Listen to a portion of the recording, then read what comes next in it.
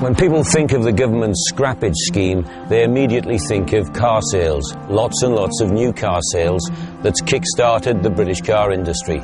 But there's a more important story as well, and that is that it's got car workers, thousands of them, back working full-time at factories around the country. And in the case of Nissan, it's actually got 350 workers back in a temporary job. So that's the true extent of scrappage. It actually does mean jobs.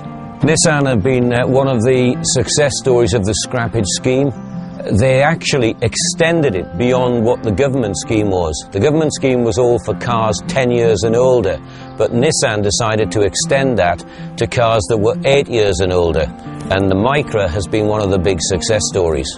You may be wondering why the strange Union Jack colouring for this car. Well, as part of Nissan's deal, the scrappage scheme applied only to Nissan models built in the UK.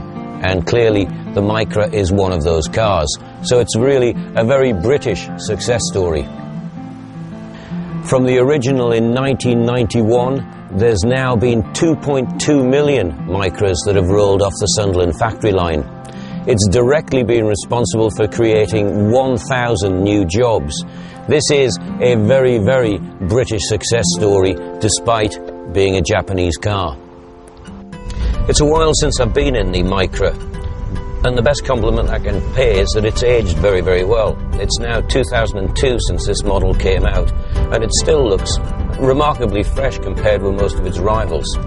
That's probably because it was a fairly outrageous design when it first came out, particularly for a sensible Nissan.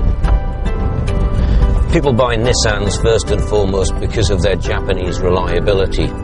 That's a fact confirmed even more so with the Micra if you check out just how many driving schools have them. And people don't pick cars in driving schools unless they're going to be able to stand up to lots of treatment for very dodgy learner drivers. On the road, it's a typically competent Nissan. 1.2 litre engine isn't going to light anybody's fire, but it's nippy enough, gets around well. On the motorway it'll cruise all day. It's got a nice, sweet 5-speed gearbox.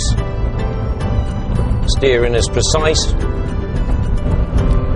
And as I say, as a driving tool, it's actually surprisingly enjoyable.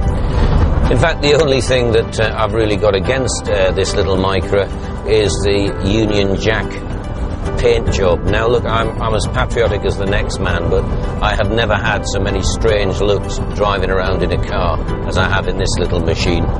It's definitely for an extrovert or John Bull. But one thing's for sure, the workforce at Sunderland will not forget the Micra. It's been an integral part of their life now since 1991. Let's hope that the cars that replace it are just as successful. And with the government extending the scrappage scheme now through until early next year, you can still pick up a Micra at a bargain price. Prices start for them at £6,395 for the 1.2 litre entry-level model, and that makes this a very, very good price car.